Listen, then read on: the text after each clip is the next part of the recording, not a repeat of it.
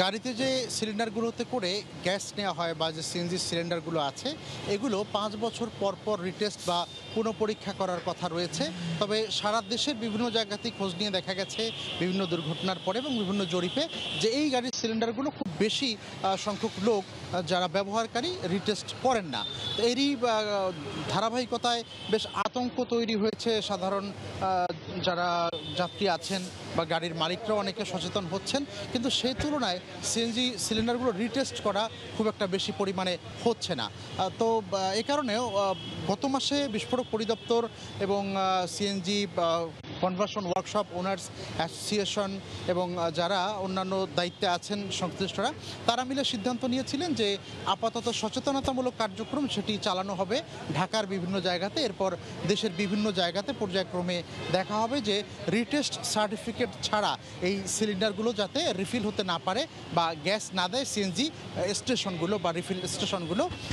সেই কার্যক্রম এখন চলছে রাজধানীর তেজগাঁও এলাকায় সাউদার্ন সিএনজি অটোমোবাইল যে কোম্পানিটি আছে এবং সিএনজি ফিলিং স্টেশন আছে সেখানে। এখানে যারা আছেন আমরা একটু কথা বলার চেষ্টা করছি, তারা অবশ্য বেশ ব্যস্ত। আমরা একটু কথা বলতে চাই আপনাদের সঙ্গে যে এখানে আসলে আপনারা কি কার্যক্রমটি চালাচ্ছেন আজকে একটু বলবেন দয়া করে। আমরা সিলিন্ডার রিটেস্ট করার ব্যাপারে মানুষ কতটুকু জানে, কারা করছে, এটা আমরা চেক করতে আসছি। আমরা স্টেশনগুলোকে নির্দেশ দিয়েছি সিলিন্ডার রিটেস্ট করা না থাকলে গ্যাস না দেওয়ার জন্য। আমরা প্রথম কিছুদিন সচেতন করব মানুষকে, তারপরে গ্যাস দেওয়া বন্ধ করে দিব। এটাই আমাদের কর্মসূচি।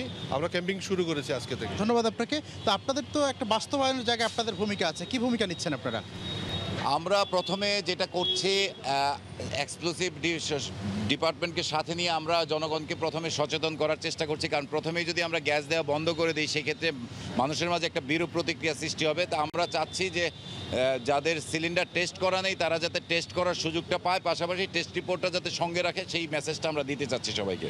ধন্যবাদ আপনাকে। কথা বলছিলেন দুই সংগঠনের বিস্ফোরক পরিদপ্তর এবং সিএনজি ওনার্স অ্যাসোসিয়েশনের যারা মালিক আছেন তারা কথা বলছিলেন।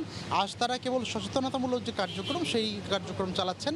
এরপর একটি সময়সীমা বেঁধে দেওয়া হবে যে এত তারিখের মধ্যে এই সিলিন্ডারগুলো রিটেস্ট সার্টিফিকেট না থাকলে একেবারে স্থায়ীভাবে বা পুরো নিয়ন্ত্রণে নিয়ে অর্থাৎ গ্যাস দেওয়াটা বন্ধ করে দিবেন তারা। সেই বিষয়ে একমত হয়েছেন CNG filling station owners association যারা কর্তৃপক্ষ রয়েছেন তারাও। তো এই ছিল আমার কাছে কাজল আপাতত সবশেষ আজকে যে অভিযান চলছে সে ব্যাপারে। আজ থেকে শুরু হয়েছে নন রিটেস্ট সিলিন্ডার মুক্ত গাড়িতে গ্যাস দেওয়া বন্ধের সচেতনমূলক কার্যক্রম। সে খবর রাজধানী তেজগাঁও থেকে জানাচ্ছিলেন রিপোর্টার মিজানুর রহমান।